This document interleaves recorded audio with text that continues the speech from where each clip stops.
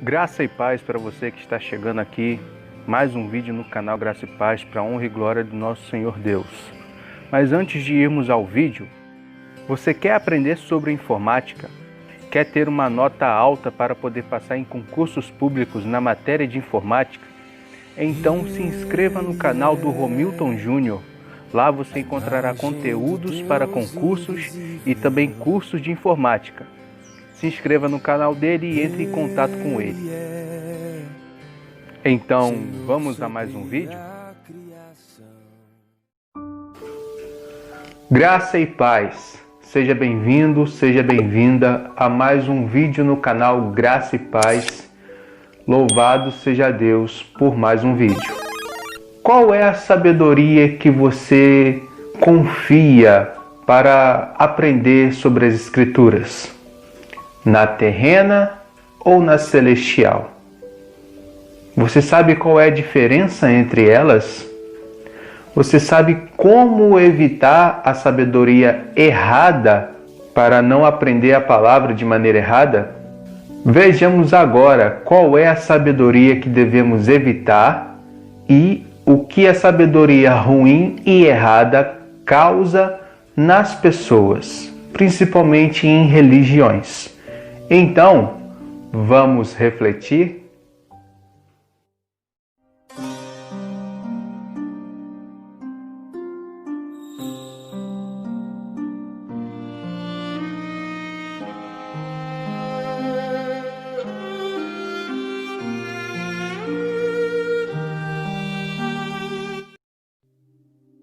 Amém. Então vejamos pela palavra do Senhor como é que podemos identificar a sabedoria ruim e também a sabedoria boa.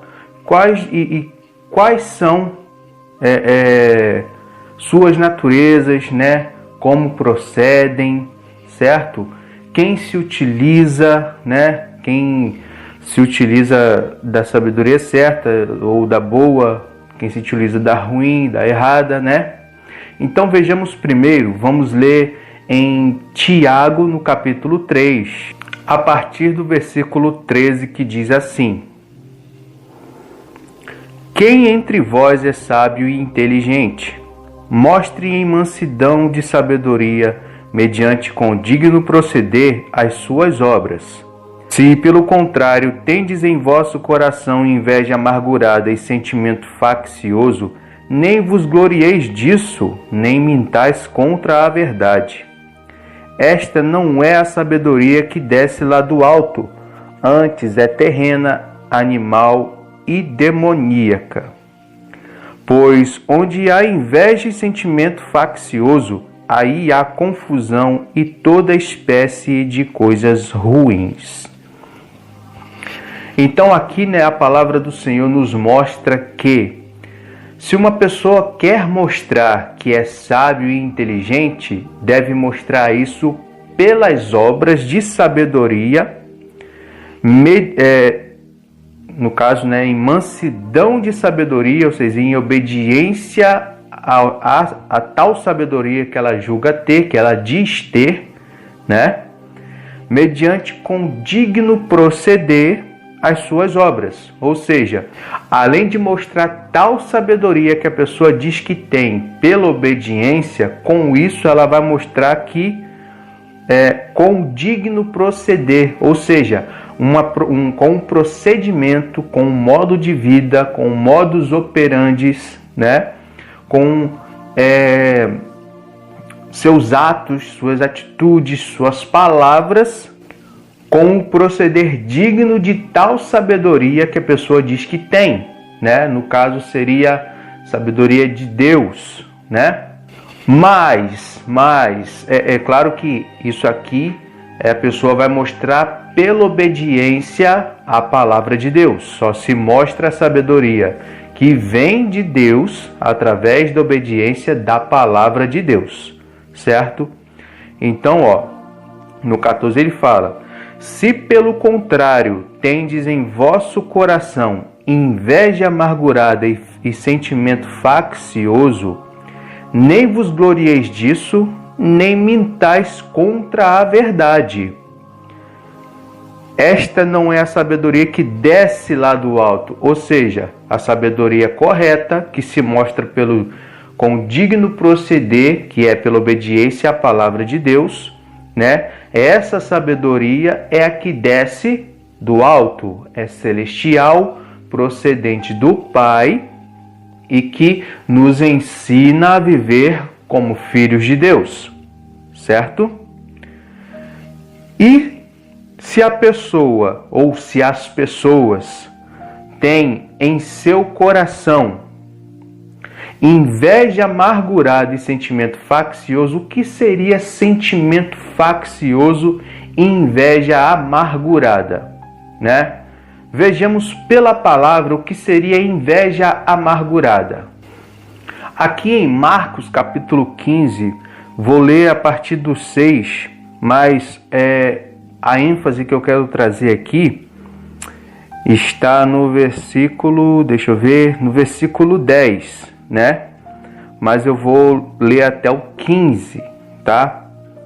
Que fala um exemplo de inveja amargurada. Aqui Marcos 15, né? É quando Jesus está sendo entregue a Pilatos e o povo judeu está pedindo para que ele seja crucificado. Por quê? Aqui ele vai dizer, ó, vai estar falando aqui, está escrito, ó, Marcos 15, do 6 ao 15. Diz assim, ó. Ora, por ocasião da festa, era costume soltar ao povo um dos presos, qualquer que eles pedissem. Havia um, chamado Barrabás, preso com amotinadores, os quais em um tumulto haviam cometido homicídio. Vindo a multidão, começou a pedir que lhes fizesse como de costume. E Pilatos lhes respondeu, dizendo: Quereis que eu vos solte o rei dos judeus? Pois ele bem percebia que, por inveja, os principais sacerdotes lhe haviam entregado. Mas estes incitaram a multidão no sentido de que lhes soltasse de preferência Barrabás. Mas Pilatos lhes perguntou: Que farei então deste a quem chamais o rei dos judeus? Eles, porém, clamavam: Crucifica-o! Mas Pilatos lhes disse: Que mal fez ele? E eles gritavam cada vez mais: Crucifica-o! Então Pilatos, querendo contentar a multidão, soltou-lhes Barrabás e, após mandar açoitar a Jesus, entregou-o para ser crucificado. Então aqui, né, Marcos bem descreve, como também em Mateus é descrito, que Pilatos percebeu que foi por inveja, né, que os escribas, os fariseus, os sacerdotes da época haviam entregue Jesus na mão dele para ser crucificado, né? Eles queriam soltar um homem, um amotinador, ou seja, um homem que gera confusão, que gera tumulto, no qual tumulto, né, ele mais alguns cometeram um homicídio, certo? Vamos ver alguns exemplos da inveja dos fariseus que eles tiveram do Senhor Jesus.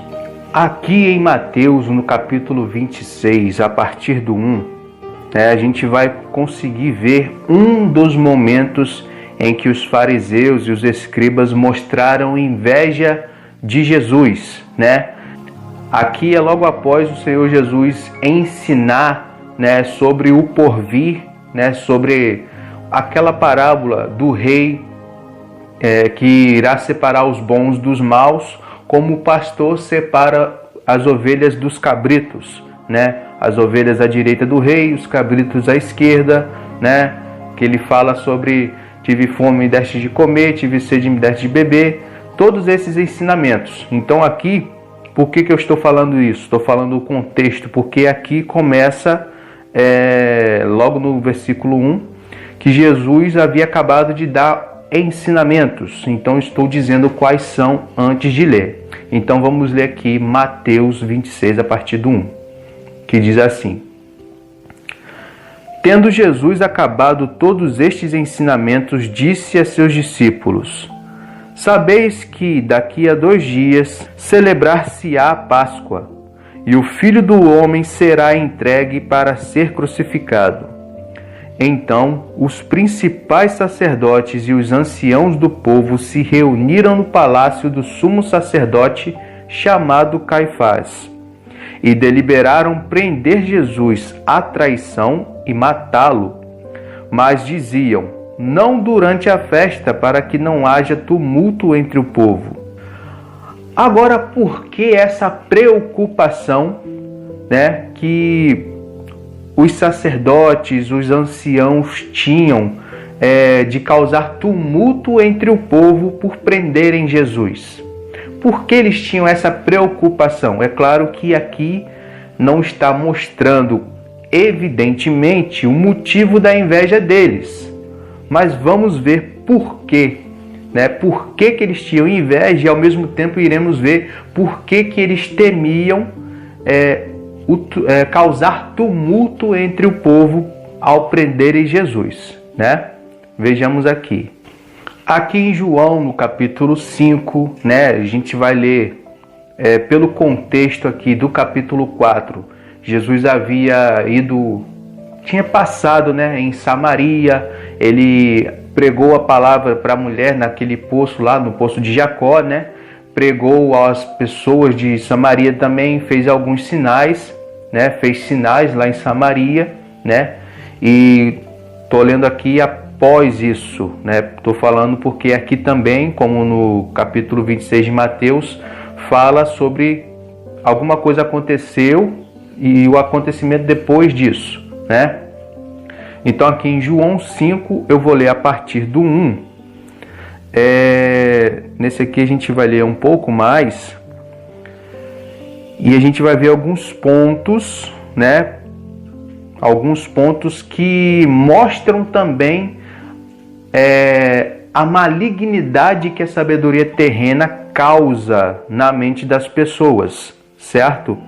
Então, deixa eu ver aqui, do 1, para não ler muito, vou ler até o 18, que vai mostrar com contexto um dos motivos que os fariseus, os anciãos do povo, tinham inveja de Jesus. Diz assim, Passadas estas coisas, havia uma festa dos judeus, e Jesus subiu para Jerusalém. Essas coisas, como eu havia falado, o que aconteceu em Samaria, aqui no contexto do capítulo 4. Ora, existe ali, junto à porta das ovelhas, um tanque, chamado em hebraico Betesda, o qual tem 5 pavilhões. Nestes jazia uma multidão de enfermos, cegos, coxos, paralíticos, esperando que se movesse a água, porquanto um anjo descia em certo tempo, agitando-a. E o primeiro que entrava no tanque, uma vez agitada a água, sarava de qualquer doença que tivesse. Um ponto interessante aqui, em que muitos acreditam que isso aqui era a obra do Senhor. Não era. Por quê? Primeiro, logicamente, por que motivo Deus enviaria um anjo até este tanque, mover as águas, como está aqui, em certo tempo, aparentemente uma vez por ano, mandaria um anjo agitar essas águas e causar competitividade, Porque o primeiro que caísse nas águas seria sarado de todas as suas enfermidades, de qualquer enfermidade. Se Jesus já estava na terra, ao mesmo tempo, por quê? Se Jesus veio especificamente para levar sobre si as nossas dores, as nossas enfermidades, por que motivo Deus enviaria tal anjo para fazer isso e causar entre os homens uma confusão? Porque quem caísse primeiro seria curado, certo? Como dizem as Escrituras. Por outro lado, olhando com atenção o texto, aqui diz que Um anjo descia em certo tempo. Em todas as passagens em que Deus envia um anjo, a gente vê escrito e descrito nas Escrituras alguns detalhes que mostram que esses anjos, ou que este anjo, veio da parte do Senhor Deus. Um exemplo, o nome do anjo, ou um anjo procedente da parte do Senhor, um anjo vindo do Senhor, o anjo do Senhor, certo?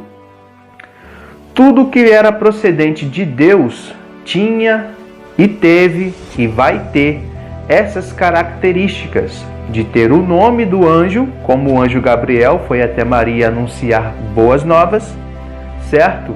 Como também os anjos que foram visitar Abraão, por exemplo, né? Os anjos vindo da parte do Senhor, né? Representavam a Deus ali, enquanto falavam com Abraão. Aqueles dois que foram até Sodoma e Gomorra tirar Ló de lá, né? Para avisar que aquela cidade seria destruída com fogo, e assim sucessivamente, né? Mas aqui não tem nenhuma dessas características. Aqui só mostra que um anjo descia em certo tempo, agitando-a, ou seja, algo muito vago. Não especifica de onde esse anjo descia, né?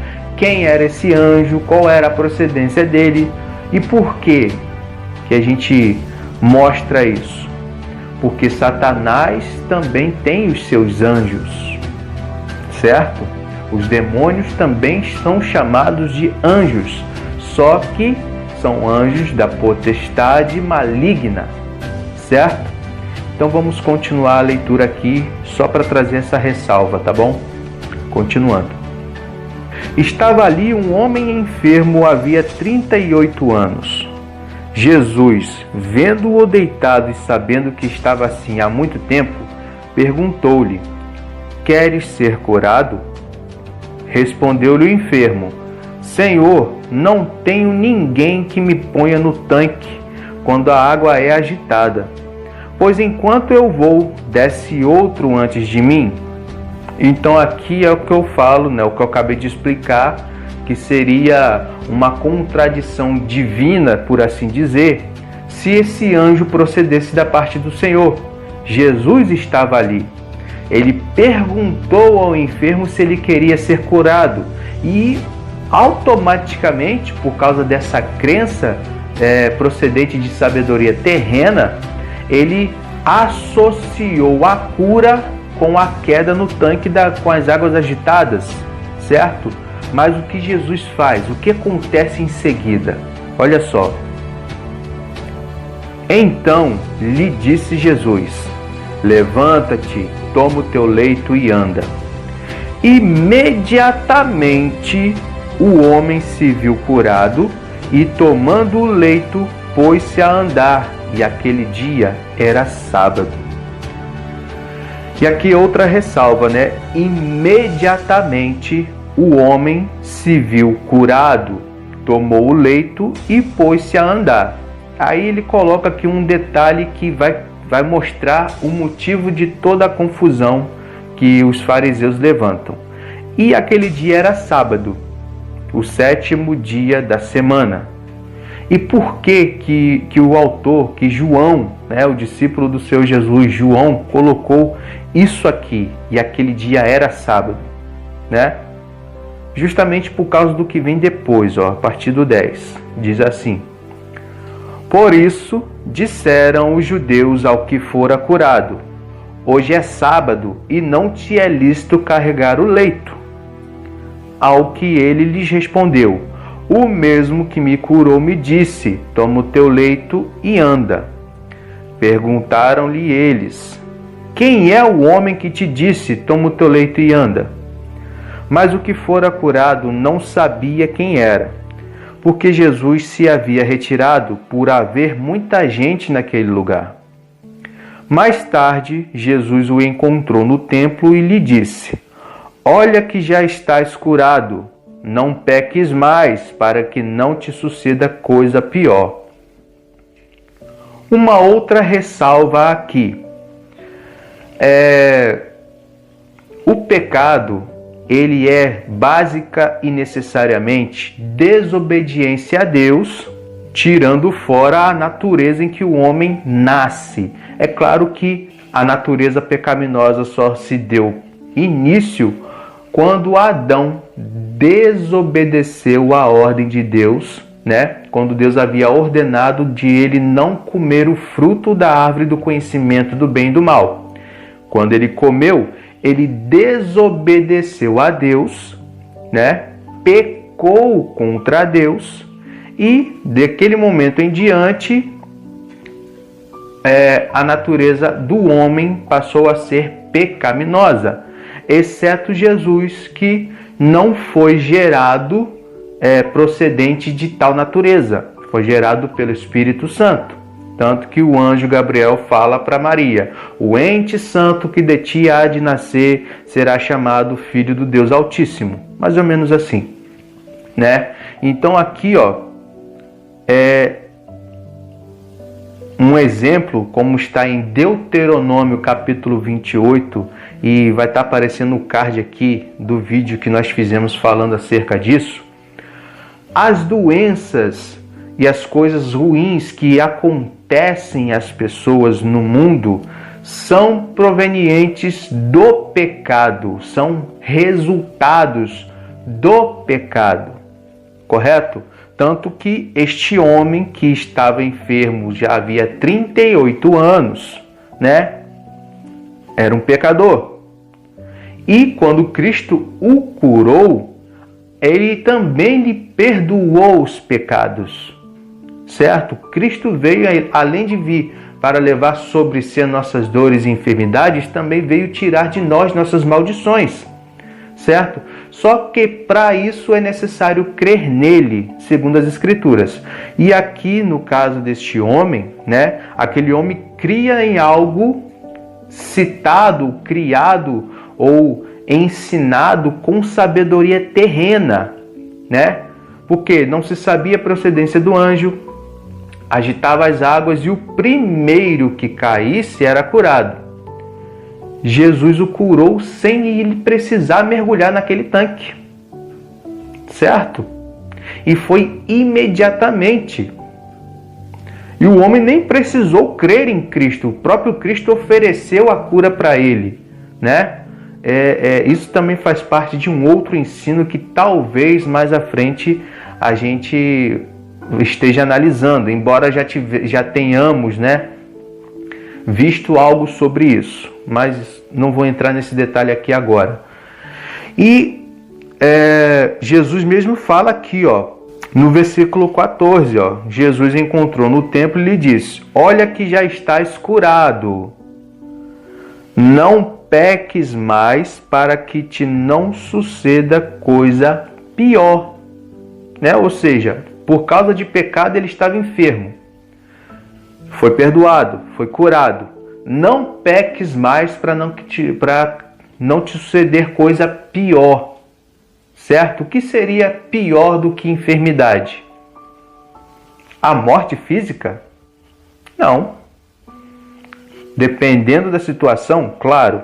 Mas existe algo pior do que a morte física. A morte eterna, a segunda morte, o lago de fogo, receber a ira de Deus. Isso é pior do que a morte física, né? Por que eu digo que é pior? Paulo disse, como é que ele falou? Eu vou deixar escrito aqui, vou falar mais ou menos como está escrito, né? Porque o viver é Cristo e o morrer é lucro, né? O versículo está aparecendo aí para que você possa ler na íntegra, né?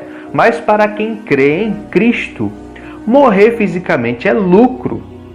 Quem vive em Cristo, segundo as Escrituras, certo?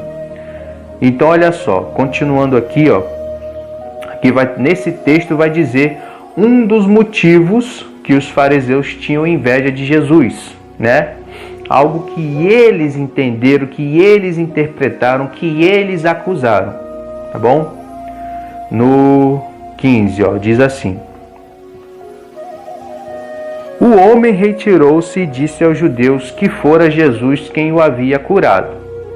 E os judeus perseguiam Jesus porque fazia estas coisas no sábado. Mas ele lhes disse: meu pai trabalha até agora e eu trabalho também. Por isso, pois, os judeus ainda mais procuravam matá-lo, porque não somente violava o sábado, mas também dizia que Deus era seu próprio pai, fazendo-se igual a Deus. Nesse versículo 18, existem pessoas que fazem confusão. Aqui foram os judeus que disseram que por ele dizer que Deus era o pai dele, ele se fazia igual a Deus. Gente, isso daqui é algo muito simples.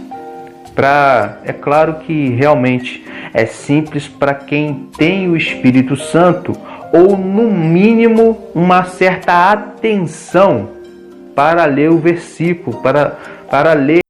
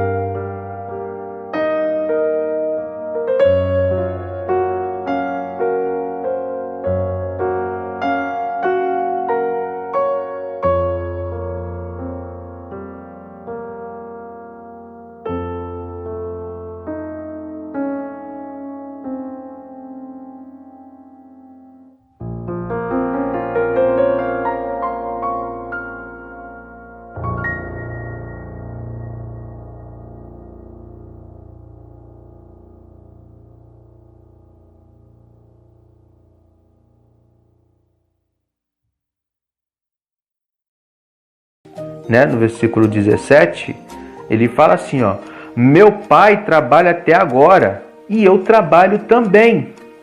E aquele dia era sábado. Como que Deus manda guardar o sábado e ele mesmo o viola? Digo Deus transmitindo ao Pai mesmo, diretamente, porque Jesus fala, meu pai trabalha até agora. E é claro que o Senhor Jesus estava se referindo ao sábado espiritual, o repouso de Deus, pois existe ainda um repouso para o povo de Deus entrar, e este repouso é durante os 1000 anos dentro da Nova Jerusalém, após a volta de Jesus Cristo para buscar a sua igreja. É claro que isso aqui, né, irmãos, é algo que a sabedoria terrena traz essa confusão, né? Essa confusão é sobre o poder e influência da sabedoria terrena, que é animal e demoníaca. Essa sabedoria faz com que as pessoas tenham inveja amargurada e sentimento faccioso, né? Mas um dos motivos que os judeus tinham inveja de Jesus era justamente porque muitos criam em Cristo, muitos criam em Jesus. E tem um fato aqui, ó, olha só, hein? Aqui em Marcos 1 vai mostrar um dos motivos que os fariseus também, né, tinham inveja de Jesus. Olha só, Marcos 1, a partir do 23, diz assim: Não tardou que aparecesse na sinagoga um homem possesso de espírito imundo, o qual bradou: Que temos nós contigo, Jesus Nazareno? Vieste para perder-nos? Bem sei quem és, o Santo de Deus. Mas Jesus o repreendeu, dizendo: Cala-te e sai desse homem. Então o espírito imundo, agitando-o violentamente e bradando em alta voz, saiu dele. Todos se admiraram a ponto de perguntarem entre si: Que vem a ser isto? Uma nova doutrina. Com autoridade ele ordena aos espíritos imundos e eles lhe obedecem. Então correu célere a fama de Jesus em todas as direções, por toda a circunvizinhança da Galiléia. Então aqui, né, um dos motivos dos judeus terem inveja de Jesus é que a fama dele, mesmo ele não procurando tal coisa, a fama dele correu aceleradamente por todos os lugares ali na circunvizinhança da Galiléia. Muitas pessoas falavam dele, admiraram os feitos dele, né? Falavam que ele era o profeta, né? Existem vários textos, né, que o povo falava, né? Ele ensina como quem tem autoridade, não como os escribas e tal. E isso, as pessoas que se baseiam na sabedoria terrena, lhes causa inveja amargurada. E por que amargurada? Porque odiaram a Cristo sem causa, sem motivo, certo? E isso é um dos pontos. Ainda temos que ver sobre o sentimento faccioso, né? Vamos ler poucos textos, porque esse vídeo já está bem prolongado, né? Para a gente não ficar muito tempo aqui trazendo. É claro que o assunto não vai terminar só com esses dois pontos. Existem mais pontos que eu vou estar trazendo aqui em outras partes, ok? Então vamos lá em 1 de Coríntios, capítulo 1, a partir do versículo 10. Mostra claramente o que até hoje acontece, não com as mesmas palavras, mas infelizmente acontece, certo? Diz assim a palavra do Senhor, já começa com conselhos, olha só. Rogo-vos, irmãos, pelo nome de nosso Senhor Jesus Cristo, que faleis todos a mesma coisa e que não haja entre vós divisões. Antes, sejais inteiramente unidos na mesma disposição mental e no mesmo parecer. Pois a vosso respeito, meus irmãos, fui informado pelos da casa de Chloe de que há contendas entre vós.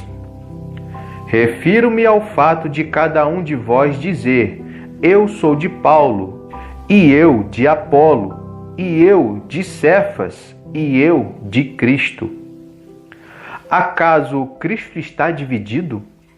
Foi Paulo crucificado em favor de vós, ou fostes porventura batizados em nome de Paulo?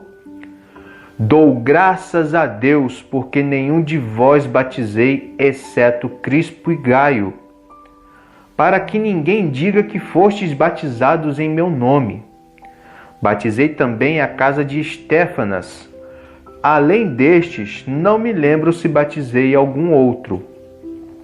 Porque não me enviou Cristo para batizar, mas para pregar o Evangelho, não com sabedoria de palavra, para que não se anule a cruz de Cristo. Certamente a palavra da cruz é loucura para os que se perdem, mas para nós que somos salvos, poder de Deus. Até aqui. Então, Paulo escreve aos Coríntios, que entre eles havia divisões. Isso é procedente do sentimento faccioso, De que maneira eles faziam divisões? Uns diziam, eu sou de Paulo. Outros, eu sou de Apolo. Outros, eu sou de Pedro ou de Cefas. E outros, eu sou de Cristo. Só pelo fato de haver essas discussões, essas divisões, mostra que as pessoas não estavam vivendo como se fossem de Cristo. O que nós vemos atualmente é sobre as denominações, certo? Dividem a Cristo em suas regras, dividem a Cristo em seus saberes, dividem a Cristo em suas doutrinas com preceitos humanos, dividem a Cristo em suas tradições e assim por diante. Nenhum deles está em concordância uns com os outros e até dentro de si próprios existem as divisões. Isso é ruim. E não estou falando isso para acusar alguém, para acusar alguma coisa ou para dizer que estão vivendo de modo errado. Não. A palavra é que mostra. Julgue você que está ouvindo se é isso mesmo ou não, certo? Então olha só. Se eu faço parte de determinada denominação, vamos nomear ela de X. E digamos que você, ouvinte, faz parte da denominação Y, certo? Nossas regras denominacionais são diferentes. Já causa uma divisão. Nossos modos de crer na palavra também são diferentes. E pode ser que ambos estejam fora da palavra. Isso já é ruim por si só. Porque temos que crer no Cristo testificado pelas Escrituras. Não por sabedoria terrena, por testemunho humano, certo? Por obras que homens procuram fazer, não que Deus fez, correto? E tais coisas são geradas por sentimento faccioso, E isso também, o sentimento faccioso, faz com que as pessoas atraiam pessoas pela aparência. Isso se chama ser sensual, A sensualidade não está ligada somente a atrair fisicamente, sexualmente, não. A sensualidade ela é intimamente coligada com a atração pela aparência, Logicamente, a pessoa vai ser sensual em sua aparência. Com sua boa aparência, com seu modo de vestir sensualmente, tal pessoa atrai olhares, atrai desejos, certo? Mesma coisa acontece com os sensuais, de modo a atrair pessoas pela aparência para dentro de suas denominações. E a Bíblia mostra que há algo gravíssimo em tais pessoas que procedem desse modo. E é lógico que estamos trazendo isso aqui para reflexão e, quem sabe, Deus não convence tal pessoa ou tais pessoas para que venham crer na palavra em verdade e em espírito, certo? Então vamos lá, a carta de Judas, não Iscariotes. Vou ler um pouquinho aqui, mas é bom você ler desde o versículo 1, mas eu vou ler do 16 ao 19, que mostra claramente o que a sabedoria terrena causa nas pessoas, certo? Diz assim, os tais são murmuradores, são descontentes, andando segundo as suas paixões. A sua boca vive propalando grandes arrogâncias. São aduladores dos outros por motivos interesseiros. Vós, porém, amados, lembrai-vos das palavras anteriormente proferidas pelos apóstolos de nosso Senhor Jesus Cristo, os quais vos diziam: no último tempo haverá escarnecedores, andando segundo suas ímpias paixões. São estes os que promovem divisões sensuais, que não têm o Espírito. Olha só que grave, né? Pessoas que vivem pela sabedoria terrena são murmuradores, estão sempre descontentes, não se contentam com nada, querem sempre mais, e vivem andando segundo suas paixões carnais, né? A boca de tais pessoas vive propalando grandes arrogâncias, né? Igual certa vez eu ouvi um homem falando que ele sofreu um ataque cardíaco uma vez, né? Mas que Deus o curou, certo? Porque se ele não fizer a obra de Deus, ninguém mais faria. Olha só que arrogância. Então Deus não escolhe mais ninguém, só escolheu ele e acabou, né? Então, isso é uma arrogância muito grande, né? Igual o próprio, se eu não me engano, o profeta Elias falou tal coisa, né? Que só restava ele como profeta de Deus. E Deus falou que existiam tantos profetas que ele escolheu, né? É claro que Elias não falou tal coisa por arrogância, não. Ele falou aquilo porque temeu ser morto por Jezabel. Vou estar deixando o versículo aí na tela aí para você olhar lá e ler, né, na íntegra o que Deus falou para ele. E isso basicamente foi para mostrar que ele não era o único. Então olha só. Continuando aqui, né? Deixa eu ver. Arrogância, ó. São aduladores dos outros por motivos interesseiros. O que é ser adulador? A pessoa puxa um saquinho aqui, elogia ali, né? Fala bem aqui. Ah, meu pastor, homem de Deus. Para quê? Para que essa pessoa que ela vê como autoridade, como superior, a coloque no mesmo patamar. Por ser interesseira, né? Ó, e o próprio Judas fala, né, que as palavras proferidas pelos apóstolos de Jesus Cristo disseram, né, que no último tempo haverá escarnecedores, pessoas que zombam da palavra, que escarnecem a palavra, né? Andando segundo suas ímpias paixões, né? Pessoas que não vivem segundo o Espírito, né? Vivem pela carne, pregam pela carne, julgam pela carne, segundo a carne, pela aparência, né? E essas coisas mais, certo? E falam, ainda diz, são estes os que promovem divisões. Novamente algo associado ao sentimento faccioso, certo?